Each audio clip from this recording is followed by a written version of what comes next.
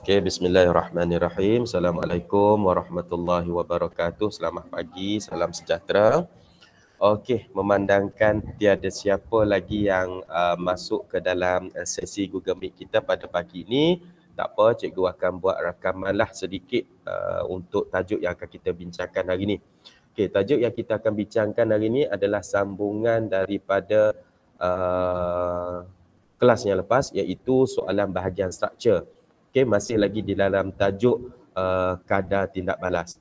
Okey, untuk sambungan hari ini kita akan sambung soalan nombor 2 bahagian struktur berkenaan kadar tindak balas. Jadi kalau kita tengok dekat sini, okey, apa yang kita boleh lihat adalah penggunaan bahan yang diletakkan dalam soalan ni adalah bahan yang sama. Kalau kita tengokkan adalah yang digunakan adalah asid nitrik, okey, untuk bahan pertama, eksperimen pertama. Bahan yang dalam eksperimen 2 pun sama, iaitu digunakan asid nitrik. Kemudian kita tengok dari segi kepekatan, 0.8 molar, yang eksperimen 2 pun 0.8 molar. Jadi maksudnya di sini bukan faktor kepekatan yang diambil kira. Okey. Kita tengok lagi maklumat lain, okey. Yang berbeza di antara eksperimen 2 dengan eksperimen 1 adalah eksperimen 2 ada kehadiran larutan kupram 2 sulfat. Jadi kita analisis sikit kat sini, kupram 2 sulfat yang dimasukkan di sini ini sebenarnya adalah berfungsi sebagai mangkin. Okey. Sebenarnya berfungsi sebagai mangkin. Dan di sini fungsinya adalah untuk meningkatkan kadar tindak balas. Jadi sebab itulah kalau kita tengok dekat sini, faktor yang diambil, faktor yang diukur ataupun pemboleh ubah bergerak balas yang diukur, pemerhatian yang diambil adalah masa. Masa yang diambil oleh eksperimen 1 30 saat adalah lebih lama berbanding eksperimen 2 yang hanya 12 saat. Jadi kalau kat sini kita ditanya kenapa masa yang diambil oleh eksperimen 2 lebih singkat ataupun lebih cepat adalah kerana kehadiran mangkin. Jadi di sini fungsi mangkin yang ada. Okay, nah? Jadi maklumat lain semua sama. Sama juga dengan magnesium yang digunakan kat sini. Jisim yang sama, keadaan yang sama, iaitu serbuk. Okay? Jadi faktor lain tidak mempengaruhi. Yang ini kalau ikut dari sudut saiz, kedua-dua bahan digunakan adalah serbuk. Jadi faktor kat sini adalah mangkin sahaja, kehadiran mangkin. Okay, jadi bila kehadiran mangkin, kita pun boleh tengok soalannya. A. Berdasarkan jadual 2, okay, hak ni kena hati-hati bila jawab soalan SPM nanti. Sebab dia tanya, kalau ikutkan soalan ni mudah. Dia tanya maksud kadar tindak balas. Jadi yang ni kalau kita punya nota, ambil terus pun tak apa, tak ada masalah. Maksud kadar tindak balas iaitu ukuran perubahan bahan tindak balas atau hasil tindak balas per unit masa. Itu kalau dia tanya, soalan ni, dia tak ada ayat dekat depan ni. Tak ada berdasarkan jadual 2. Terus saja dia minta, nyatakan maksud bagi kadar tindak balas. Boleh kita bagi macam nota tu. Ukuran perubahan bahan tindak balas atau hasil tindak balas per unit masa. Tapi oleh kerana dia minta berdasarkan jadual 2. Bila berdasarkan jadual 2, jadi kita kena tengok dekat sini sebenarnya.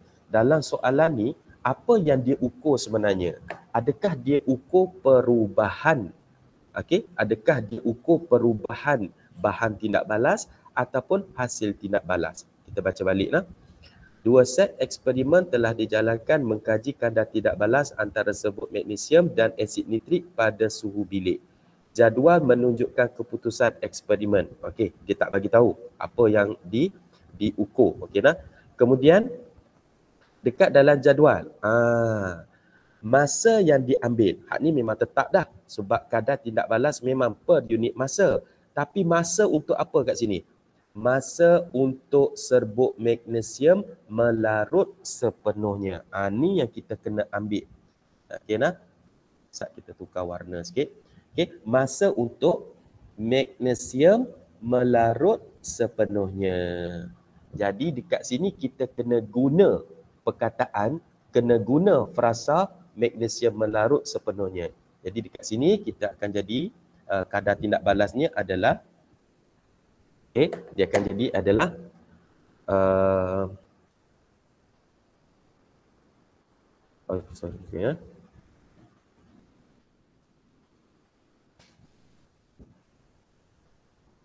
yang diambil oleh serbuk magnesium untuk melarut dalam asid nitrik. Okay, boleh tak? Okay, ukuran masa yang diambil oleh serbuk magnesium untuk melarut dalam asid nitrik. Boleh? Dia jadi lari sikit lah. Okay? Kalau kita nak kaitkan dia dengan takrifan kadar tindak balas yang asal, jadi kat sini adalah kita ada serbuk magnesium melarut per unit masa. Boleh juga kat situ. Okey, kita ambil pilihan jawapan yang kedua lah. Okey, kita ambil pilihan jawapan yang kedua. Okey. Okey. Kita ambil ukuran. Okey, okey. Betul lah. Serbuk magnesium melarut sepenuhnya per unit masa. Okey, so itu kadar tindak balas bagi jadual 2. Okey, serbuk magnesium melarut sepenuhnya per unit masa. Okey nah, ni kira pilihan lah ni nah. Okey, pilihan saya letak kat sini. Bila tanda macam tu, sorry. Sini. Okay. Serbuk magnesium melarut sepenuhnya per unit masa. Boleh harapnya boleh faham lah. Kalau dia tanya maksud kadar tindak balas hak biasa, okey, ukuran perubahan bahan tindak balas atau hasil tindak balas per unit masa. Tapi beza yang dekat sini adalah dia kata berdasarkan jadual 2. Jadi kita kena tengok apa yang berubah, apakah yang dia ambil sebagai pemerhatian, iaitu dia tengok magnesium melarut sepenuhnya per unit masa. Okey. B. Hitung kadar tindak balas purata bagi set 1 dan set 2. Okey, untuk hitung kadar tindak balas purata set 1 dan set 2, okey, ingatlah set 1 ke set 2 sama je. Oh, sorry. Okey, ambil color biru balik. Okey, dia mesti ada per unit masa. Okey nah, hak ni pun sama, mesti ada per unit masa. Dan masa kita tengok baliklah dekat set 1 dengan set 2. Okey, set 1 dan set 2 masanya yang berbeza. Kemudian kita nak ambil apa untuk nak dibahagikan dengan masa tersebut. Jadi kalau tengok dekat sini, okey, soalan ni sepatutnya dia minta kita kira dulu isi padu gas yang terbebas. Okey, sebab kita nak ukur ataupun kalau tengok kat sini, kalau secara mudahnya ni, kita terus ambil je satu per masa. Sebab kalau tengok dekat jadual yang dia berikan tu, okey, dia tak ada tunjuk isi padu yang dihitung. Okey, dia tak kumpul pun isi padu gas. Cuma dia bagi maklumat asid yang digunakan, itu saja. Okey, jadi kita buat yang pertama dahulu. Okey, untuk hitung kadar tindak balas purata bagi set 1 set 2 ni, okey, kita buat per masa ni pun dulu boleh. Okey, jadi dia akan jadi 1/30. Okey, hak ni dia akan jadi 1/12 saat nah. Okey, jadi hak ni tekan kalkulator lah. Okey, kalau ikutkan macam ni pun boleh Saat kita tekan kalkulator. 1/30. Okey. 0.033 saat. Okey. Yang ini 1/12. 1/12. 0.083 S-1. Okey. Boleh nak? Okey. Tapi di sini, okey, saya nak ingatkan pelajar juga, kadang-kadang, okey nah, sebab tengok dekat soalan ni, perasan tak? Okey. Okey. Dia ada bagi maklumat, iaitu maklumat asid nitrik yang digunakan. Tak kira untuk eksperimen 1 ke eksperimen 2, iaitu 50 cm padu 0.8 molar. Selalunya, kalau soalan yang diberi maklumat macam ni, soalan awal sebelum kira kadar tindak balas ni, yang kita jumpalah bila nak sedia soalan, dia akan tanya dulu, okey? Dia akan minta kira isi padu gas yang terbebas. Kalau dia minta, kalau ada soalan yang minta kira isi padu gas yang terbebas, kita kena kira dulu berapa isi padunya dan isi padu tersebut yang kita akan bahagikan dengan masa. Okey, kalau dalam kes ni kita ada tindak balas antara asid nitrik HNO3 tambah magnesium.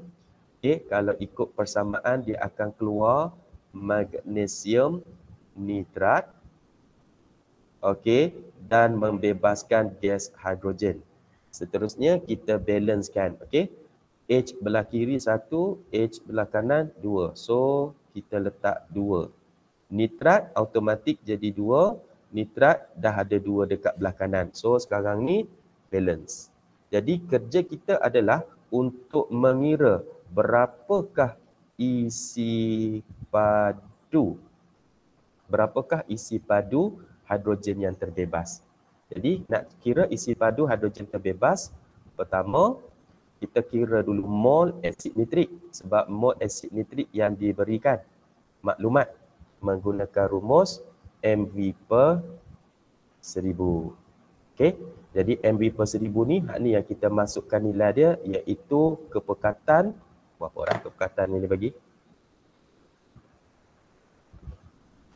Okey, 0.8 isi padu 50. Okey, cikgu siap.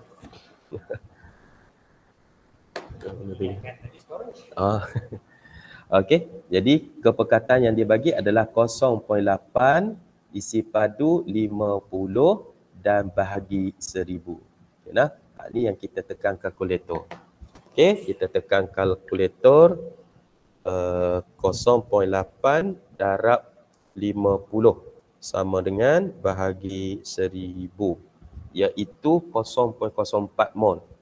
Okey, kita akan dapat kat sini 0.04 mol. Okey, jadi kalau kita tengok dekat sini, asid nitrik 2, hidrogen 1. Sebenarnya ada ni nombor 1 kat sini lah. Sorry. Kita bubuh color lain. Okey. Kita bubuh color lain. Dekat depan hidrogen ni sebenarnya ada ni 1. Jadi, kalaulah ni kita akan buat perhubungan lah, iaitu untuk step kedua kalau dalam soalan pengiraan 2 HNO3 kita akan dapat 1 H2. Jadi kalau HNO3 tu adalah 0.04 mol HNO3, so kita akan dapat separuh kan, 2 asid 1 hidrogen. Jadi 2 bahagi 2 dapat 1. 0.04 bahagi 2 akan dapat 0.02 mol untuk gas hidrogen. Boleh nak? Okey. Jadi yang step ketiga barulah kita akan kira isi padu gas hidrogen, iaitu mol darab isi padu molar. Okey nah? Tapi dalam soalan ni dia tak bagi isi padu molar.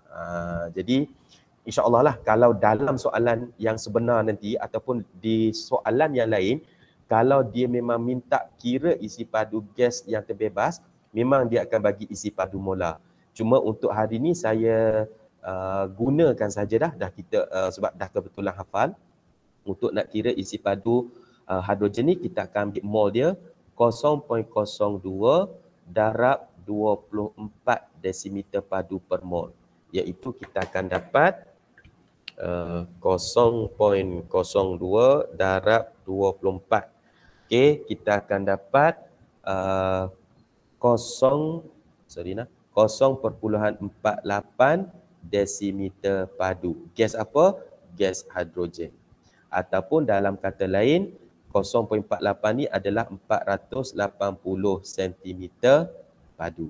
Jadi kalau dalam soalan yang lain nanti pelajar-pelajar jumpa, dia memang suruh kira isi padu gas terbebas, dia bagi maklumat isi padu molar dan sebagainya, okey? Tolong kira betul-betul dan nanti pelajar tolong ambil isi padu gas yang terbebas ini untuk dibahagikan dengan masa. Maksudnya kita akan kira nanti ialah 480 cm padu bahagi 30 saat, iaitu okey, 480 bahagi 30 16.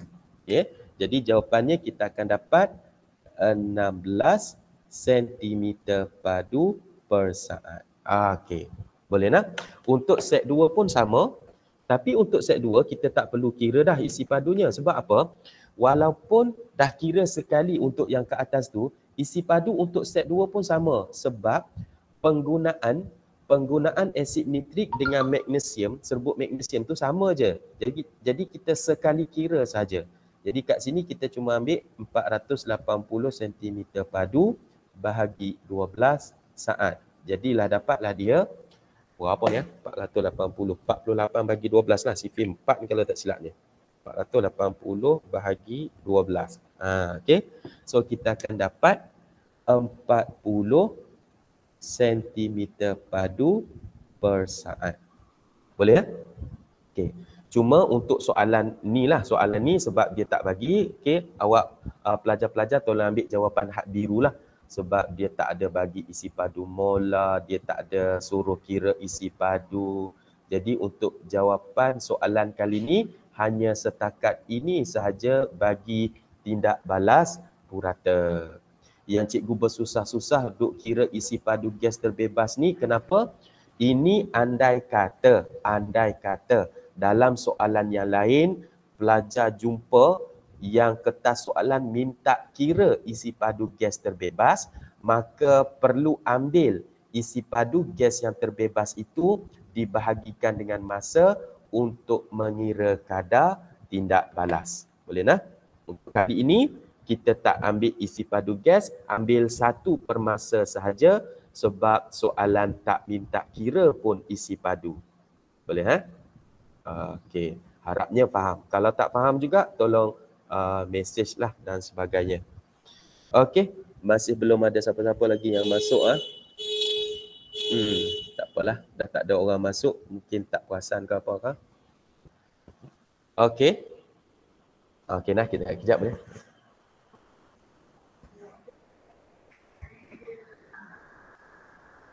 Bilik periksa. Bilik periksa.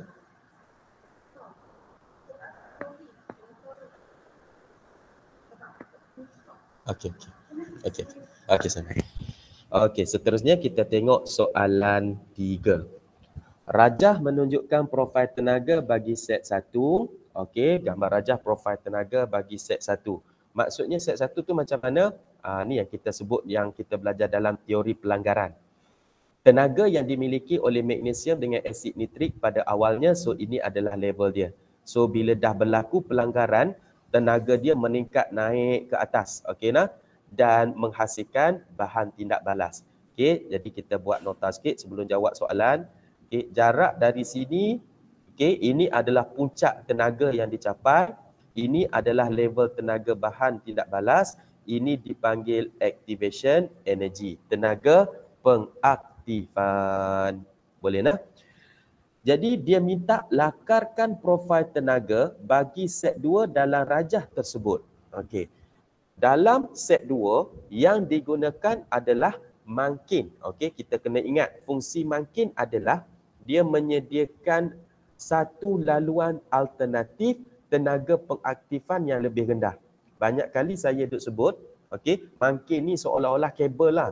Okey, kita nak masuk sekolah asrama ke, nak mohon kerja apa-apa ke, okey, bila ada mangkin, bila ada kabel, syarat yang sepatutnya kita tak capai, tapi kerana ada kabel, ada mangkin macam ni, dia jadi boleh capai.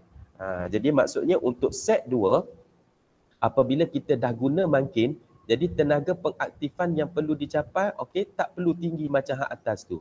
Dekat bawah ni saja cukup. Kita buat satu garis putus-putus sampai kat sini. Okey, cuma tambah garis putus-putus yang mana lebih rendah.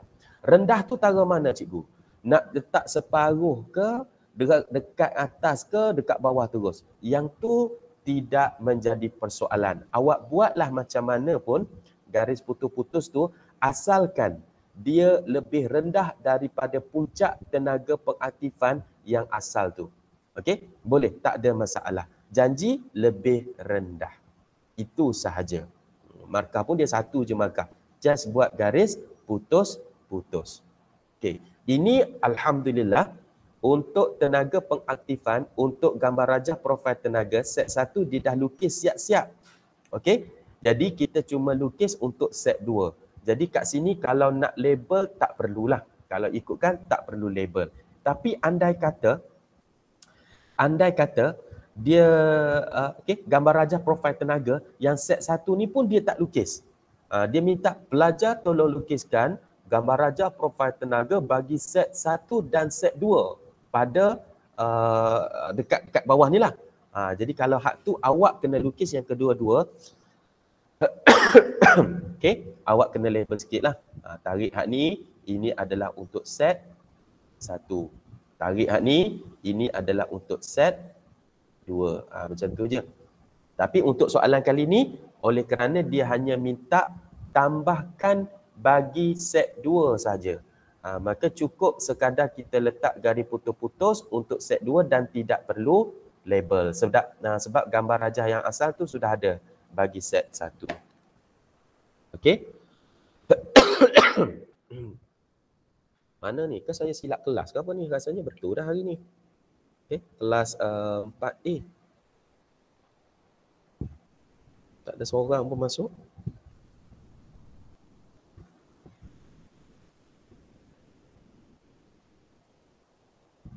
Kimia pukul 8.9. Okey, sikit lagi nah. Kita habiskan soalan nombor 2 ni. Okey. Bandingkan kadar tindak balas antara set 1 dan set 2. Okey, jadi kita jawab yang tu dulu. Kadar tindak balas set 1 dan set 2, kita cakaplah hak mana lebih tinggi, mana lebih rendah ataupun mana lebih rendah. Jadi kat sini kita pun buat poin yang pertama. Okey, kadar tindak balas,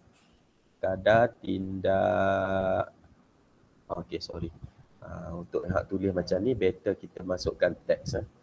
Dan masukkan teks lagi Jun. Okey. Kadar tindak balas set 2 lebih tinggi dari set 1. Okey nah.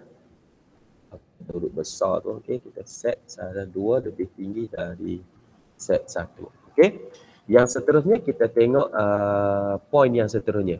Okey, itu dah jawab dah soalan pertama tu. Terangkan mengapa terdapat perbezaan kadar tindak balas berdasarkan teori pelanggaran. Okey, so bila dia sebut teori pelanggaran, okey, Allah nak apa benda ni keluar. Bila dia sebut teori pelanggaran, mesti ada ayat-ayat yang menyatakan berkenaan pelanggaran berkesan. Okey nah, pelanggaran berkesan, iaitu merujuk kepada frekuensi pelanggaran berkesan. Jadi yang pertama kita akan bagi tahu, okey, Allah tarik ke atas sana. Okey, kita bagi tahu dalam set dalam set 2, okey, makin digunakan. Okey, untuk makin digunakan ni, kalau pelajar nak terus bagi tahu, iaitu larutan kuprum 2 apa tadi ya? Sulfat digunakan. Okey nah, tu kena bagi tahu. Dia berfungsi sebagai makin. Larutan kuprum 2 sulfat berfungsi sebagai makin. Kat mana tu? Dalam set 2. Jadi pilih salah satu. Dalam set 2 makin digunakan iaitu larutan kuprum 2 sulfat, ataupun dalam set 2 larutan kuprum 2 sulfat berfungsi sebagai makin. Jadi untuk ayat seterusnya, okey, makin tu apa? Okey. makin ataupun larutan kuperon 2 sulfat tadi tu makin menyediakan satu laluan alternatif yang makin menyediakan satu alternatif yang mempunyai tenaga pengaktifan lebih rendah. Okey nah.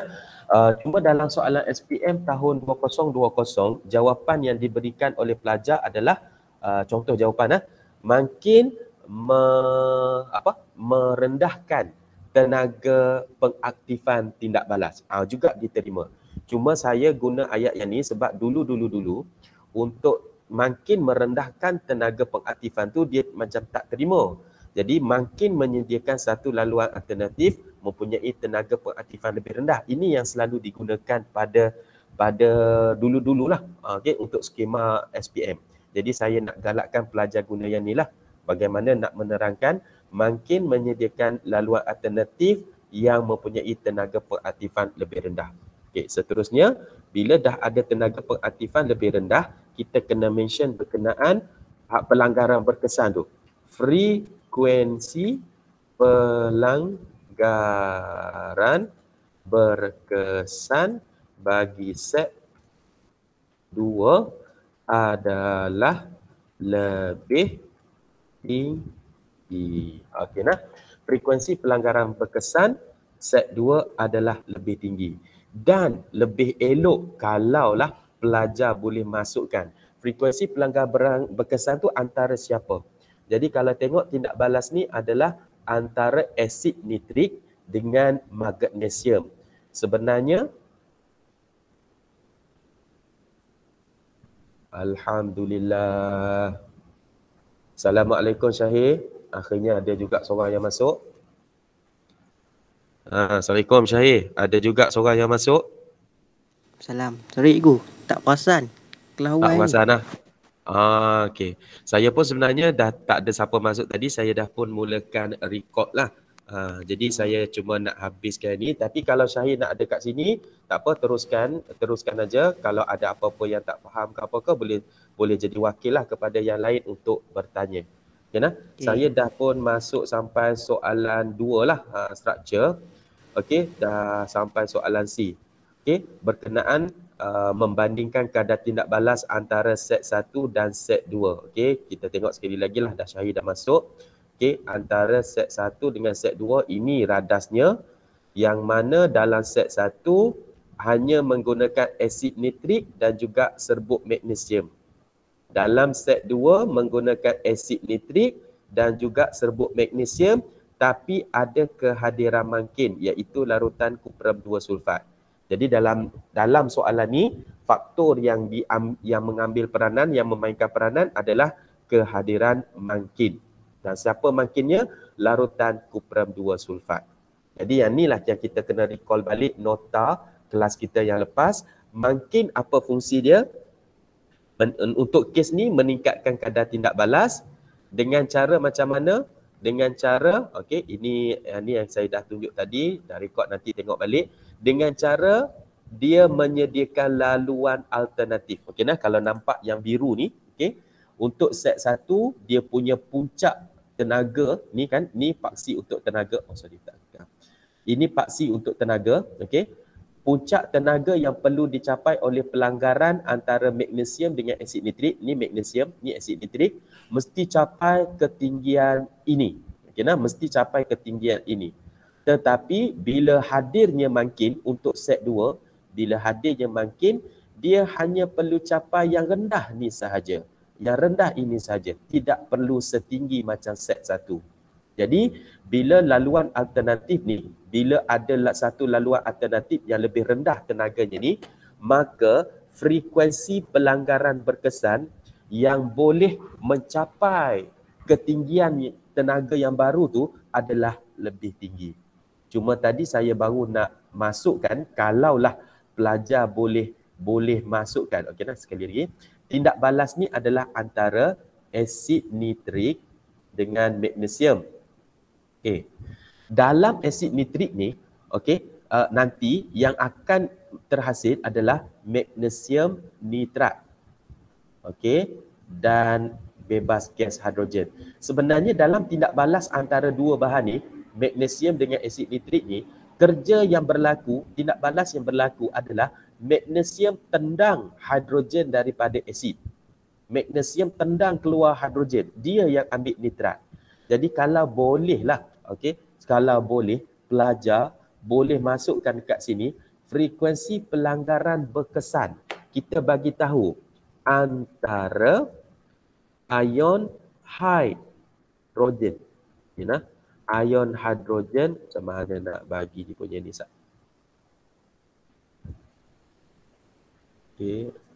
Ion hidrogen dan magnesium dalam set 2 adalah lebih tinggi. Kalau boleh. You know? Macam mana nak ni? Okay, control plus apa? Bukan. Control Z. Apa dia jadi macam tu? Oh, tak boleh lah. Okay, ion hidrogen tak apalah, tak boleh jadi. Frekuensi, kalau boleh. Okay, kalau boleh, pelajar masukkan. Kalau tak boleh juga, macam hak saya tunjuk tadilah, paling kurang frekuensi pelanggaran berkesan dalam set 2 adalah lebih tinggi. Kalau tak boleh mention ionnya pun, tak apa. Tak ada, kalau boleh lah. Okay, Syahid. Nanti Syahid tengok balik lah apa yang saya cerita video ni daripada awal. InsyaAllah kalau lah tak faham dekat sini, mungkin tengok daripada awal nanti. Okay, kita pergi ke soalan macam akhir kot, soalan D. Okay. Soalan D ni lebih kepada aplikasi dalam kehidupan seharian. Rajah menunjukkan dua keadaan penyimpanan makanan yang berbeza. Okey, senang. Walaupun dia tak tulis kat sini peti ais, rasanya boleh cam. Boleh cam tak Syahid? Ini adalah peti ais. Boleh. Yang ni atas meja biasa. Jadi kita analisis dulu kat sini. Sebelum kita tengok soalan-soalan yang lain, kalau apa beza makanan yang disimpan dalam peti ais dengan atas meja? Okey, yang ini adalah yang ini adalah berkenaan dengan suhu sebenarnya. Yang mana suhu dalam peti ais adalah rendah, suhu di atas meja tinggi. Jadi, makanan yang mana akan lebih cepat rosak? Dalam peti ke atas meja? Atas meja. Atas meja. Jadi, hak ni yang kita nak terangkan. Okey nak? Jadi, soalan yang dia tanya kat sini, dalam keadaan manakah makanan akan bertahan lebih lama? Jawab tu dulu. Yang mana lebih lama? Kita jangan cakap atas meja.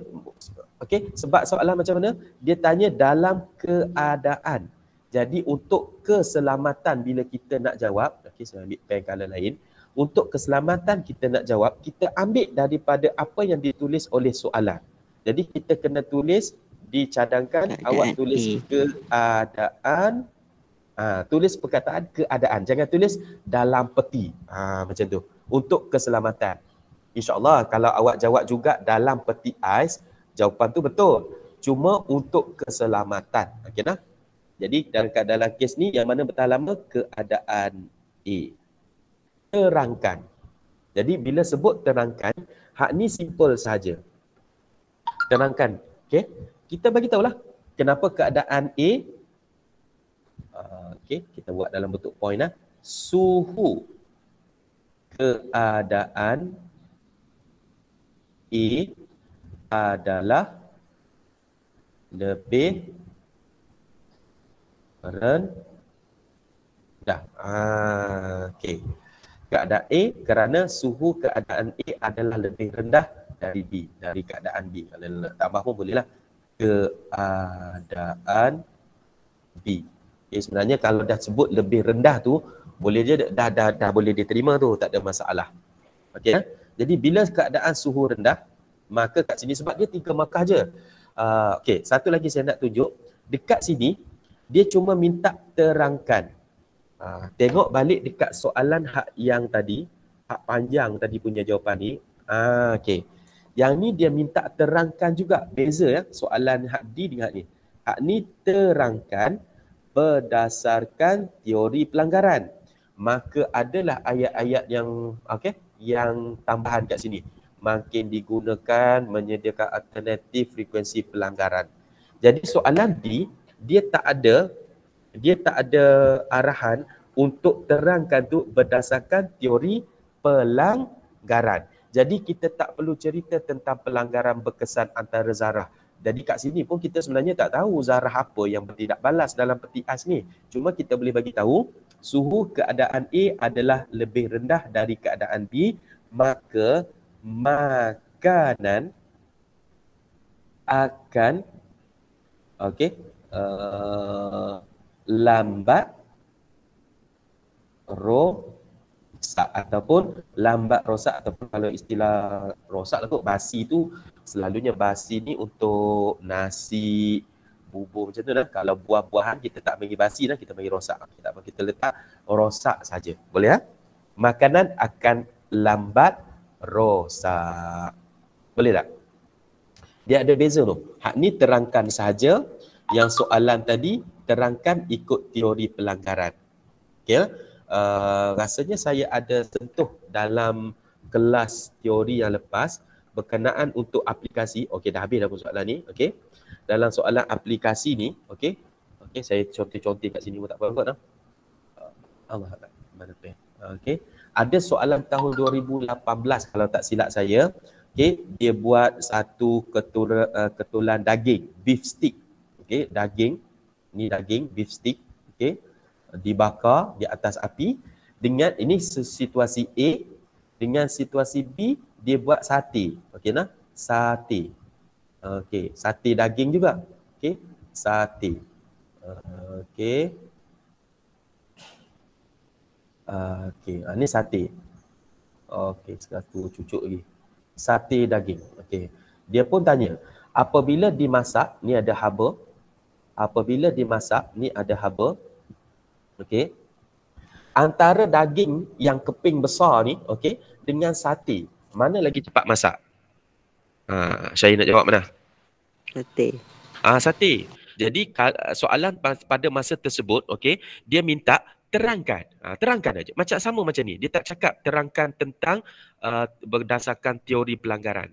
Maka dekat sini kita cuma bagi tahulah sate lebih cepat masak. Kenapa? Saiznya lebih kecil. Maka haba boleh bertindak balas lebih cepat. Macam tu je. Tapi andai kata soalan yang dia minta terangkan berdasarkan teori pelanggaran. Yang tu baru kita kena ada ayat yang lebih power lah. Iaitu kita kena bagi tahu saiz daging sate lebih kecil.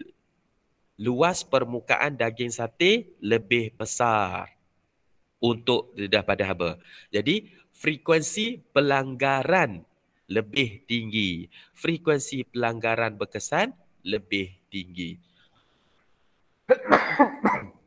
Itu beza dia nah. Okey, jadi hati-hati kalau soalan minta berdasarkan teori pelanggaran, mesti ada berkenaan pelanggaran berkesan ni. Okey, mesti diceritakan ayat tentang pelanggaran berkesan. Okey, itu bezanya. Kalau tak ada berdasarkan teori pelanggaran, kita hanya cerita biasa. Okey, itu saja. Okey, Syahir ada apa-apa nak tanya? Tapi rasanya kena tengok.